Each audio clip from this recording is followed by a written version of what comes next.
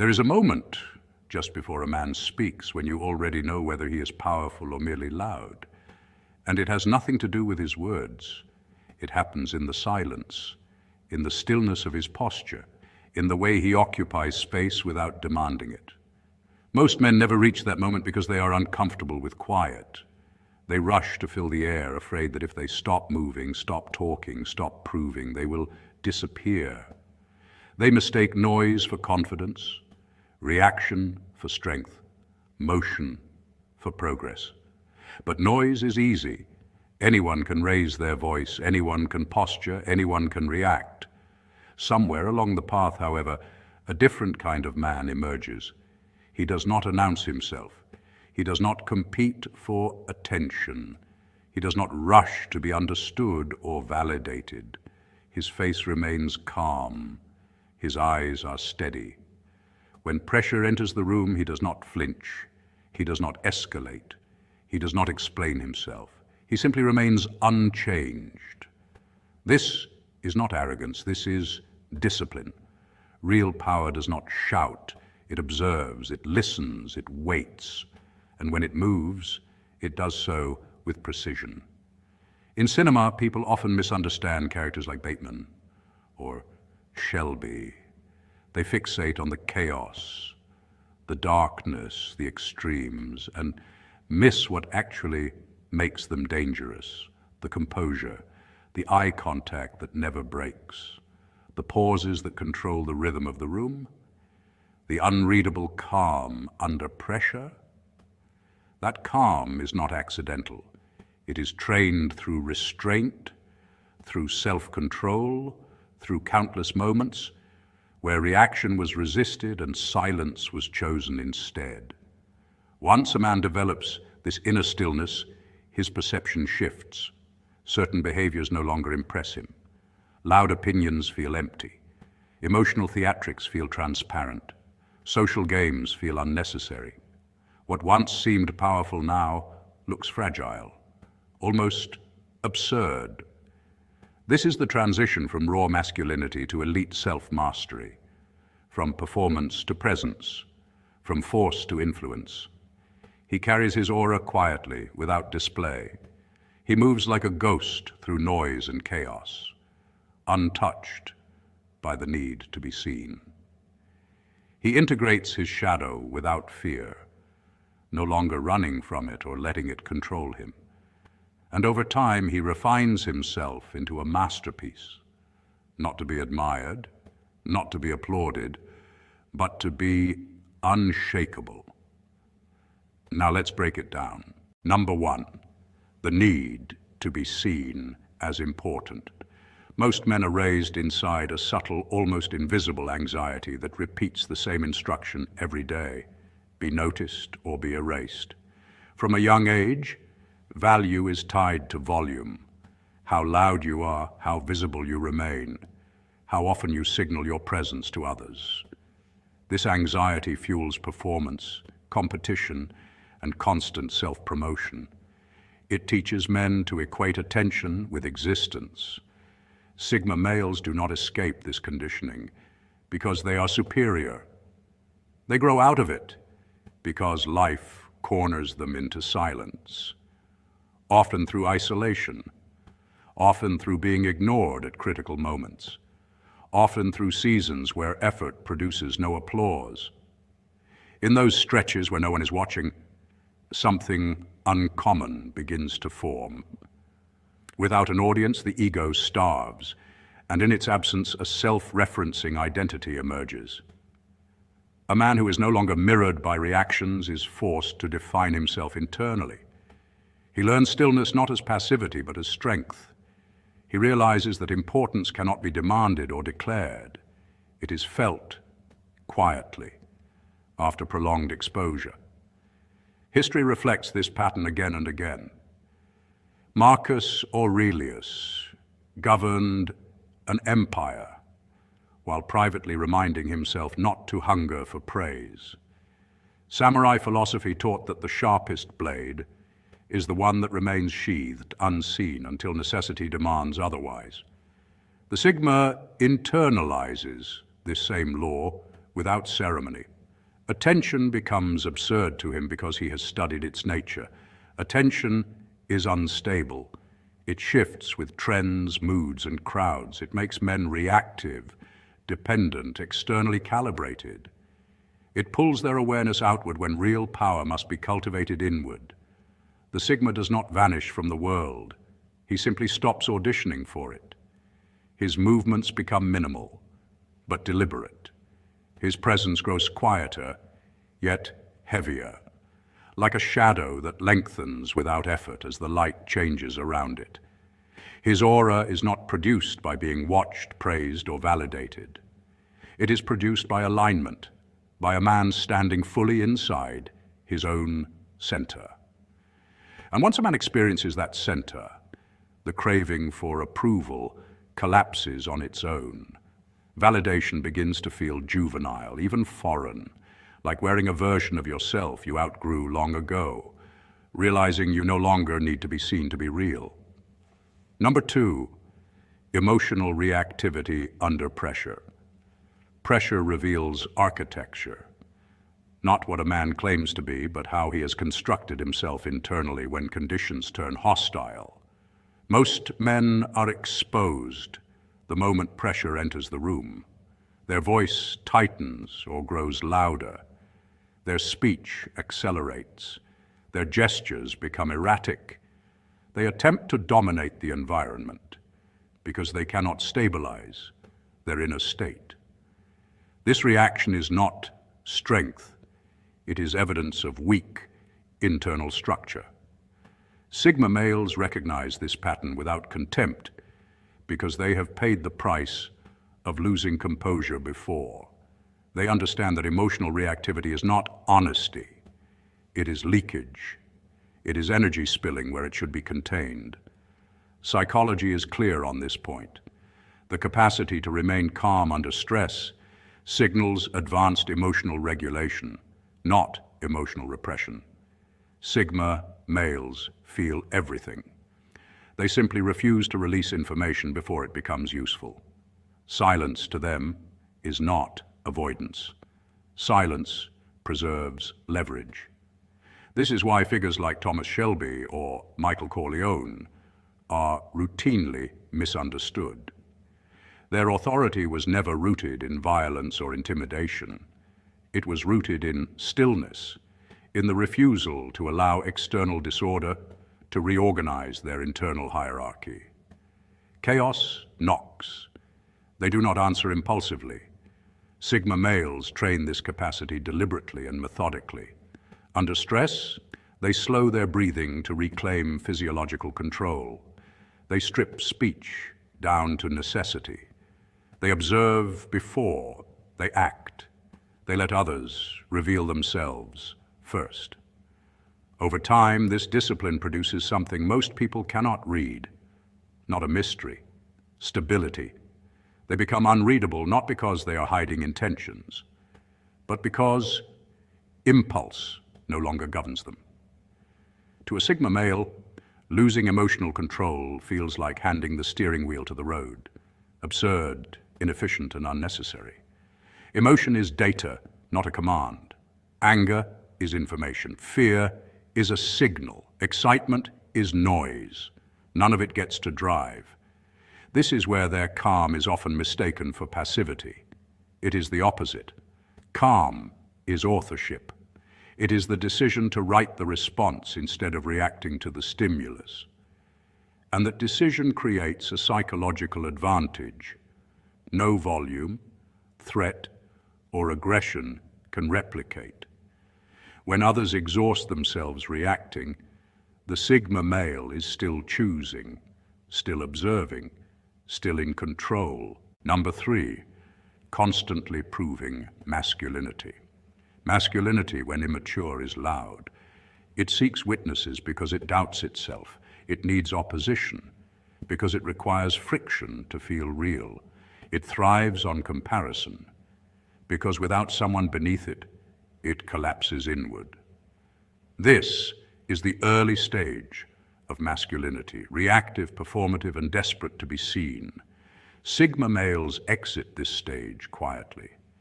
There is no announcement, no dramatic transformation, and no declaration of arrival.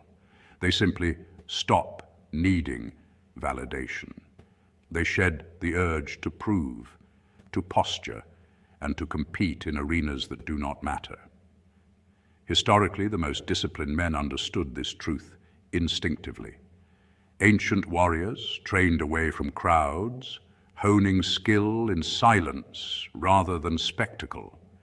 Philosophers chose words carefully, knowing that excessive speech diluted authority. Masculinity at its highest level has always been about containment. It is the discipline of power held in reserve. It is knowing you can act, knowing you can dominate, knowing you can destroy, and choosing restraint instead. Sigma males find performative masculinity absurd because it exposes inner instability. When a man must constantly signal strength, he is unconsciously confessing weakness. A man secure in himself does not need to dominate conversations, flex status, or assert toughness in neutral spaces. He is not rushed. He is not reactive. His presence arrives before his words do. His posture is upright but relaxed, not stiff with tension or slouched with defeat. His eye contact is steady and calm, not aggressive, not evasive. His confidence does not fluctuate with approval because it is internally sourced. He has integrated his shadow, the aggressive, competitive, dangerous parts of himself that most men either deny or overperform. He knows exactly what he is capable of, and because of that knowledge, he does not need to advertise it. This integration creates an aura that others feel immediately but struggle to explain. People sense gravity, not noise, control, not bravado. Sigma males understand that real masculinity is not proven in moments of display, but in moments of restraint, especially when provoked, especially when disrespected, especially when ego demands a reaction. Anyone can react. Few can remain unmoved. To perform masculinity is to confess insecurity. To embody it is to move deliberately, without explanation, without witnesses, and without needing permission. Number 4, chasing validation through social hierarchies. Most men live inside invisible ladders they rarely question, status games, approval systems, and social positioning that silently dictate how they speak, dress, think, and even desire. They climb carefully, fearing missteps, measuring themselves against others and mistaking proximity to power for power itself. Sigma males see these structures clearly, not with bitterness or rebellion, but with calm recognition. They understand that hierarchies are not laws of nature. They are situational agreements, temporary arrangements upheld by collective belief. Power shifts, rooms change, crowds dissolve, titles expire, applause fades. What remains when all external markers are stripped away is alignment with the self. Psychologically, this is autonomy, the rare ability to self-validate without outsourcing identity. Sigma males are not antisocial, contrary to popular myth. They are self-anchored. They do not chase inclusion, nor do they reject it out of pride. They move freely between solitude and connection because neither defines them. Their ghost-like quality comes from this independence. They are present, but not attached, engaged, but not entangled. They do not reshape themselves to fit rooms that violate their values or dilute their essence. To them, watching grown men contort their personalities for approval, laughing at jokes they don't find funny, adopting opinions they don't believe, posturing for validation, feels quietly absurd. It is exhausting to live as a reflection of other people's expectations. Sigma males choose authorship instead. They write themselves from the inside out. Their social presence is natural, not calculated. Calm, unforced, precise.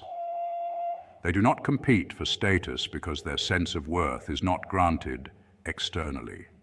It is internally generated and internally governed. This makes them difficult to manipulate because there is no lever of approval to pull. Difficult to provoke because ego is not the steering wheel. Difficult to categorize because they do not perform identities for easy labeling. They can enter high-status rooms without shrinking and low-status rooms without inflating. They adapt without abandoning themselves. They observe without needing to dominate. They speak when there's something worth saying and remain silent when there is not. In a world addicted to noise, this composure reads as power.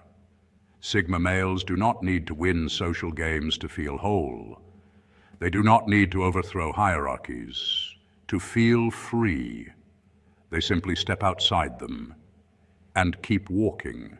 Number 5, mistaking busyness for purpose. Movement without direction is not progress, and the Sigma male understands this not as a slogan, but as a lived conclusion forged through experience. Often this realization arrives after seasons of burnout, disillusionment, or quiet disappointment, moments where relentless motion produced nothing of lasting value. He begins to notice how many men confuse exhaustion with importance, how being busy becomes an identity rather than a symptom, and how it's a way to feel needed without ever being effective. In history, the men who shaped civilizations were rarely frantic. Builders paused before laying foundations. Strategists withdrew before advancing. Philosophers embraced solitude to sharpen thought. Stillness was never weakness, it was preparation.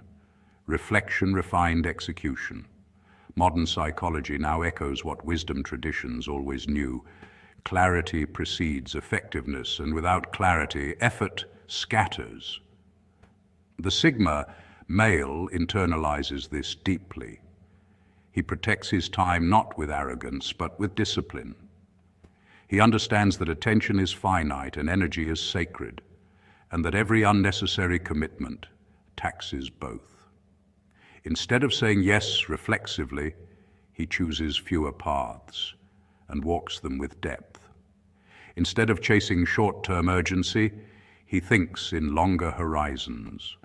To him, constant busyness feels absurd because it often hides something uncomfortable. Avoidance of self-reflection, avoidance of hard decisions, avoidance of meaning itself. Noise becomes a shield against truth. The Sigma male lowers the volume on the world deliberately. He slows down not because he lacks ambition, but because he refuses to waste it. He creates space to think clearly, space to refine his approach, and space to align action with intention. From the outside, his productivity may appear invisible, even dormant, but beneath the surface it compounds quietly. Systems are forming, skills are sharpening, inner alignment is taking place. Like a masterpiece assembled in silence, layer by layer, his work progresses unseen until the moment it is complete. He does not rush life to impress observers. He does not confuse motion with meaning. He designs his life with precision, choosing when to move, when to wait, and when to remain still, knowing that controlled stillness is often the most powerful move of all.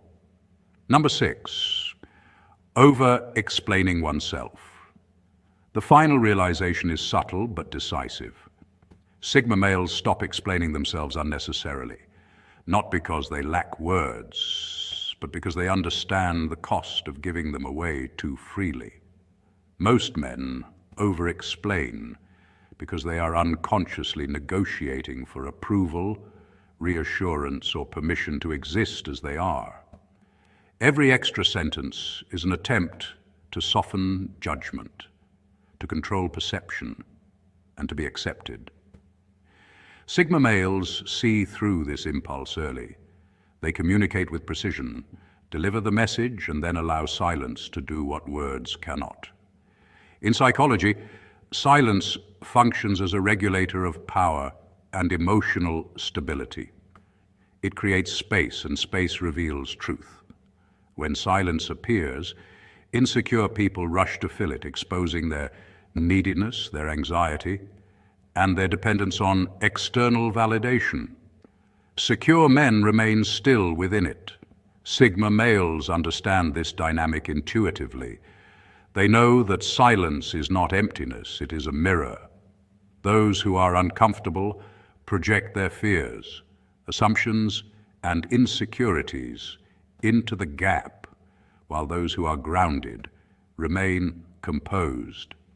This is why Sigma males accept being misunderstood temporarily. They recognize that clarity forced too early often leads to self-betrayal. They trust time more than explanation and alignment more than persuasion. They do not argue for their boundaries because arguing implies negotiability.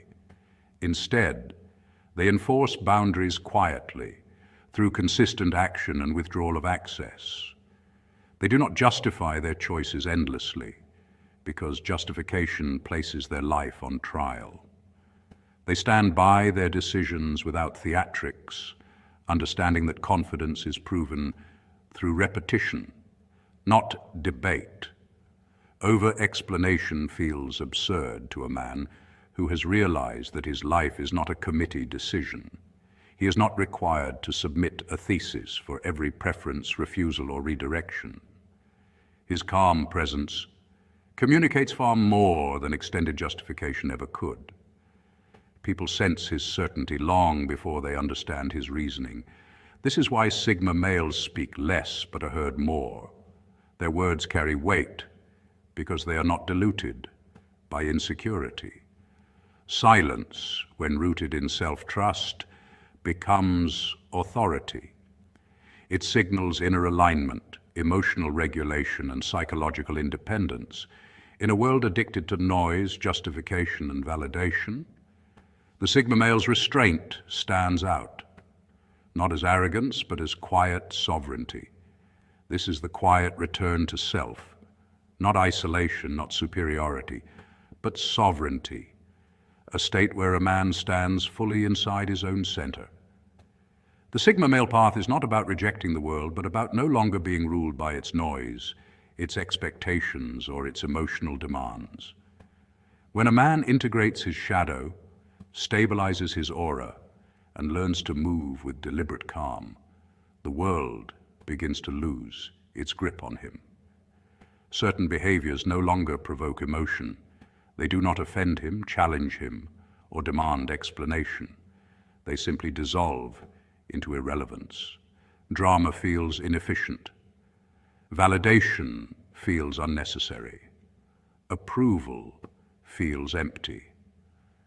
This is how real change reveals itself, not through louder confidence, but through silence, not by what a man reacts to, but by what no longer reaches him.